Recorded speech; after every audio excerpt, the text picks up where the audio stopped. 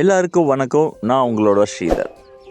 இன்றைக்கான வீடியோவில் ஒரு அழகான ஃபார்ம் ஹவுஸை நாங்கள் காட்ட போகிறோம். யாரோடது இந்த ஃபார்ம் ஹவுஸ், எதுக்காக நாங்கள் அங்கே போனோம், என்ன பண்ணோம், இன்னும் நிறைய கேள்விகள் உங்கள் மனசில் இருக்கும். அந்த கேள்விகளுக்கெல்லாம் விட தெரிகிற மாதிரி தான் இந்த வீடியோவில் நாங்கள் காமிச்சிருக்கோம். எங்களோட ஃபார்மில் புல் புதர் எல்லாத்தையும் பார்த்து ஒரேடியாக போர் அடித்த சப்ஸ்கிரைபர்ஸ்க்கு இந்த ஃபார்ம் விசிட் ஒரு புது அனுபவமாக இருக்கும். வாங்க பார்க்கலாம். என்னோட லைஃப்பில் ஸ்கூல், காலேஜு, ஒர்க்கு இந்த 3 விஷயத்தினால கிடைச்ச ஃப்ரெண்ட்ஸை விட சென்னை ட்ரெக்கிங் கிளப் அப்படின்ற ஒரு கிளப்பில் இருந்து எனக்கு கிடைச்ச அனுபவங்களும் நண்பர்களும் ரொம்பவே ஜாஸ்தி. அதுபோல் ட்ரெக் மூலிமா ஃப்ரெண்ட்ஸான ஒரு நபர்கிட்ட இருந்து திடீர்னு கால் வந்துச்சு. அவரோட பேர் குட்டி ஸ்ரீ. ஏன்னா அவர் பேரும் ஸ்ரீதர் தான், அதனால் அவர் குட்டி ஸ்ரீன்னு கூப்பிடுவாங்க.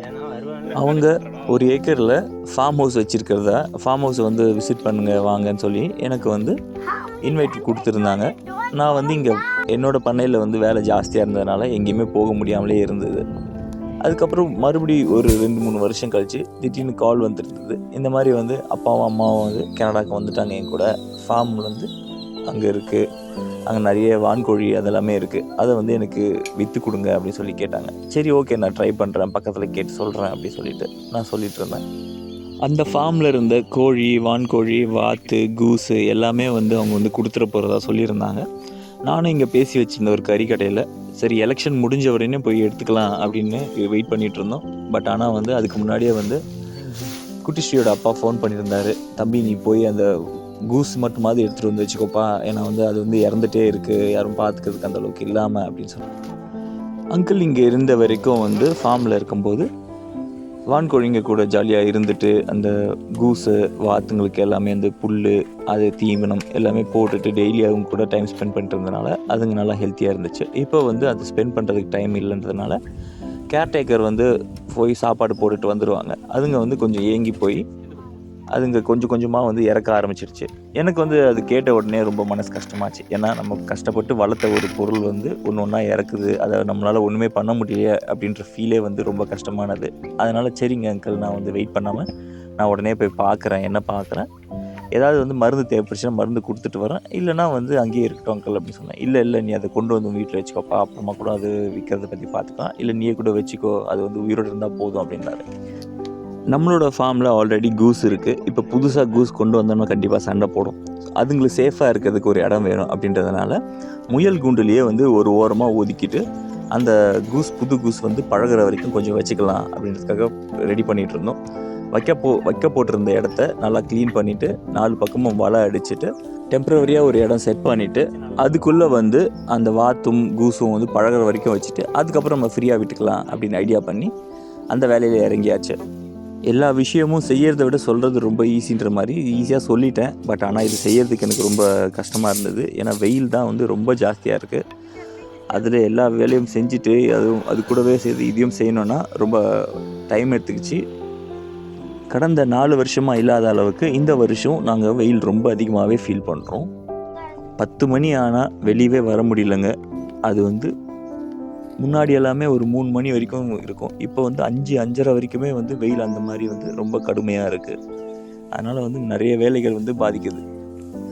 ஆல்ரெடி இருந்த ஷெட்யூல்லையே என்கிட்ட இருந்த மூங்கிகளை எல்லாமே பொளந்து அதை ஒரு ஓரமாக வச்சு கட்டி தட்டி மாதிரி கட்டிட்டு அதில் முயலோட குண்டியே அப்படியே சுற்றி வச்சிடுறேன். குழந்தைங்களுக்கு வைக்கல் வெளியே போட்டோன்னே ரொம்ப சந்தோஷமாகிடுச்சு. ஜாலியாக ஏறி குதிச்சிட்டு இருந்தாங்க. ஆனால் அது முடிச்சதுக்கப்புறம் தான் அப்பா இங்கே அரிக்குது அங்கே அரிக்குது அப்புறம் ஓடி போய் குளிச்சிட்டாங்க. ஒரு நாளுக்குள்ளே இதை கட்டி முடிச்சிடலான்னு பார்த்தேன். பட் ஆனால் முடியலைங்க. வெயில் அதிகமாக இருந்ததால் விடிய காலத்துலேயே கிளம்பியாச்சு.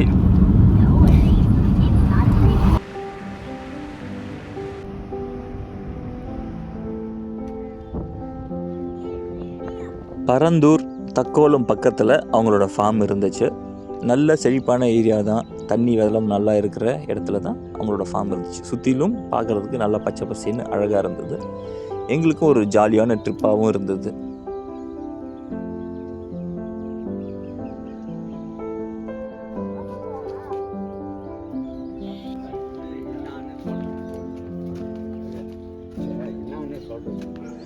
சினிமாவில் ஃபார்ம் ஹவுஸ்னால் எப்படி இருக்குன்னு காட்டுவாங்க. ஸோ அந்த மாதிரி வந்து நல்லா செட் பண்ணி வச்சுருந்தாங்க. ஒரு அழகான வீடு, அதுக்கு முன்னாடி குளம், பின்னாடி வந்து அனிமல்ஸ் வச்சுக்கிறதுக்கான பெண்ணு, அதுலேயே வந்து அவங்களுக்கு தேவையான காய்கறிகள், பழங்கள், செடி கொடிகள், மரங்கள் எல்லாமே வந்து அதில் வச்சுருந்தாங்க. ரொம்ப அழகாக இருந்துச்சு. ரொம்ப நீட்டாக எல்லோரும் எதிர்பார்க்குற மாதிரி, பார்த்த உடனே வா சொல்கிற மாதிரி ஒரு க்ளீனான அட்மாஸ்பியராகவே அந்த ஃபார்ம் வந்து இருந்துச்சு.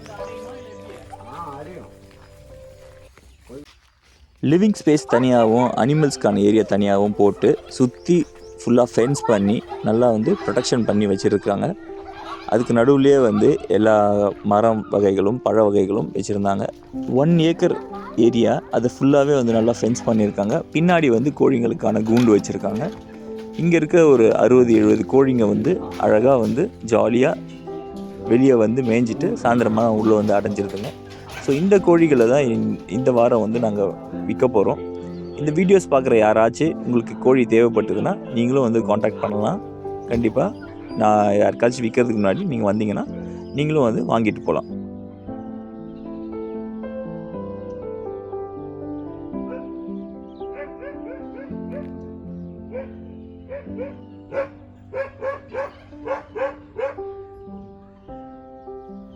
ஒரு வழியாக ஃபார்மை எல்லாமே சுற்றி பார்த்துட்டு அதுக்கப்புறமா நம்ம வந்த வேலைக்கு இறங்கியாச்சு. நம்ம வந்த வேலை கூஸு எப்படி இருக்குன்னு பார்க்குறது, அந்த வாத்துங்கள் என்ன ஆச்சு அப்படின்றத பார்க்குறது. ஸோ அந்த பாண்டில் வந்து அழகாக அதுங்க ஃப்ரீயாக சுற்றிட்டு வர மாதிரி நல்லா செட் பண்ணி வச்சுருந்தாங்க. போன உடனே ஒரு வலை இருந்துச்சு, அதை வச்சு பார்த்தா ஒரு கூஸ் வந்து மாட்டிக்கிச்சு. ஏன்னா வந்து அதுக்கு கொஞ்சம் உடம்பு சரியில்லாமல் இருந்ததுனால அது அந்தளவுக்கு ஆக்டிவாக இல்லை. போன உடனே அதை பிடிச்சிட்டோம். சரி, இதை பிடிச்சாச்சு, மற்ற வாத்து கூஸ் எல்லாம் எப்படா பிடிக்கிறது அப்படின்னா கீழே தண்ணியில் இறங்கினா மட்டும்தான் பிடிக்க முடியும், இல்லைனா வந்து அதை பிடிக்கிறதுக்கு வாய்ப்பு இல்லாமல் இருந்தது. சரி, உடனே தேஜஸ் வந்து சான்ஸ் எடுத்துகிட்டு நான் போய் பிடிச்சிடுறேன் அப்படின்னு சொல்லி இறங்கி வாத்தை எல்லாமே சேஸ் பண்ண ஆரம்பிச்சிட்டான். அந்த வாத்து வந்து மணிலா வாத்து பொதுவாகவே பறக்கக்கூடிய வாத்து. அதனால் அதை பிடிக்கிறது ரொம்ப சேலஞ்சிங்காக இருந்தது. சரி, மேலேயே இருந்து பிடிச்சிடலான்னு பார்த்தா முடியல. அதுக்கப்புறம் நானும் வந்து தண்ணியில் இறங்க வேண்டியதாக போச்சு.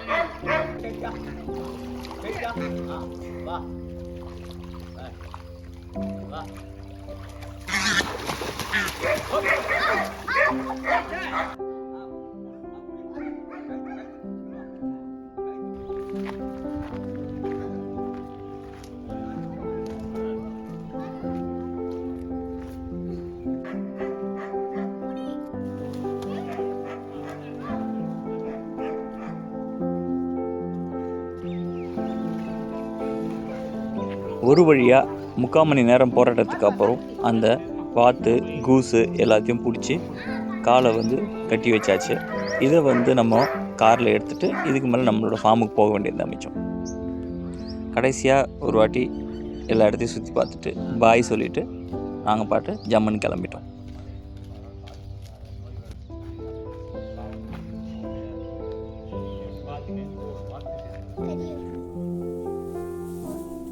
நம்மளோட பண்ணையில் அந்த ஃபென்ஸ் கட்டுற வேலை முடியாததுனால ஒரு சின்ன ஏரியா மட்டும் ஒதுக்கிட்டு அதுக்குள்ளே நம்ம வாத்தை விட்டுக்கலாம். இன்னும் 2 நாள் கழித்து அந்த ஃபென்ஸை நல்லா பெருசாக்கிட்டு அதுக்கான இடத்த இன்க்ரீஸ் பண்ணிக்கலாம் அப்படின்னு முடிவு எடுத்து முதல்ல ஒரு பக்கமாக முயல் குண்டு வச்சுட்டு இந்த பக்கம் வந்து வைக்க போகிற அந்த கட்டுங்களை அடிக்கிட்டு அதுக்குள்ளே வந்து வாத்தை விட்டுட்டோம். இந்த மணிலா வாத்து வந்து நல்லாவே பறக்கும். அதனால் புது இடன்றதுனால டக்குன்னு பறந்து போயிடுறதுக்கு வாய்ப்பு இருக்குது. அதனால் வந்து ரெக்கையை வந்து கட் பண்ணிட்டு வச்சுருக்கோம். ரெக்கையை வந்து பிடுங்கலாம், கட் பண்ணலாம். கட் பண்ணால் வந்து வளர்கிறதுக்கு ரொம்ப லேட் ஆகும், பிடுங்கினா வந்து சீக்கிரமாகவே வளர்ந்துடும். ஸோ அதனால் வந்து கட் பண்ணி வச்சுருக்கேன். நான் கட் பண்ணும்போது கொஞ்சம் பார்த்து கட் பண்ணணும். ஏன்னா வந்து அதுக்கு ரொம்ப க்ளோஸாக கட் பண்ணோன்னா ரத்தம் வந்துடும். கொஞ்சம் விட்டு தான் கட் பண்ணணும். இது வந்து மணிலா வாத்து. அது கூட இப்போ பார்க்குறது வந்து 3 பெருசாக பார்க்குறீங்க, அது வந்து கூஸு. ஒரு மேலு 2 ஃபீமேலு இருக்குது.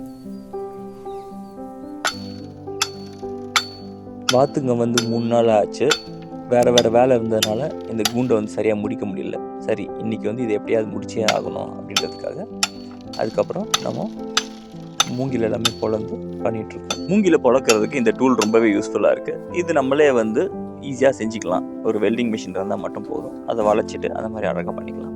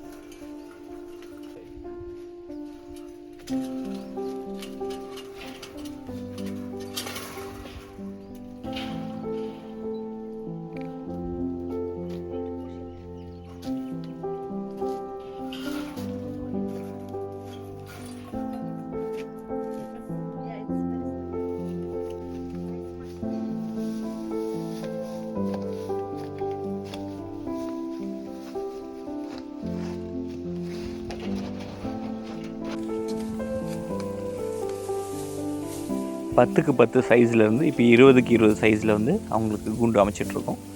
முன்னாடி பண்ண அதே கான்செப்ட் தான். அந்த முயலோட கூண்டு எடுத்து மறுபக்கம் வச்சுட்டு இருக்கிற வைக்கல் எல்லாம் முன்னொரு பக்கம் அடைச்சிட்டு அந்த சைஸை வந்து நம்ம பெருசாக்கி விட்டுட்டோம். இதுக்கு மேலே வந்து இந்த கூஸும் இந்த வாத்துங்களும் இந்த பெரிய ஏரியாவில் ஜாலியாக சுற்றிட்டு இருப்பாங்கன்னு நம்புகிறோம்.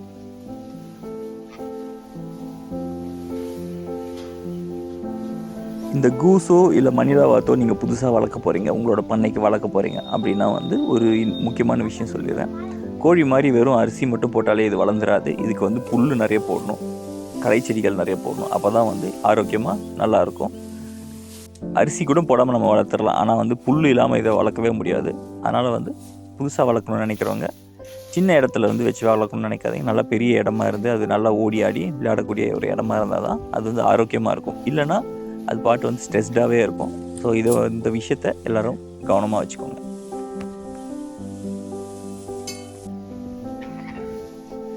பொதுவாகவே வாத்துங்க அதுங்களுக்கு வைக்கிற தண்ணியை 5 நிமிஷத்தில் வந்து அழுக்காக்கி விட்டுரும்.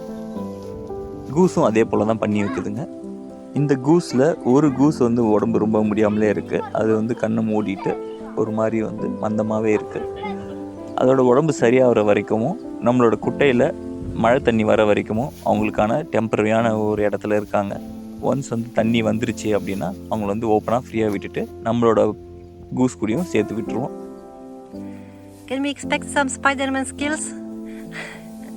Not like hooligan skills.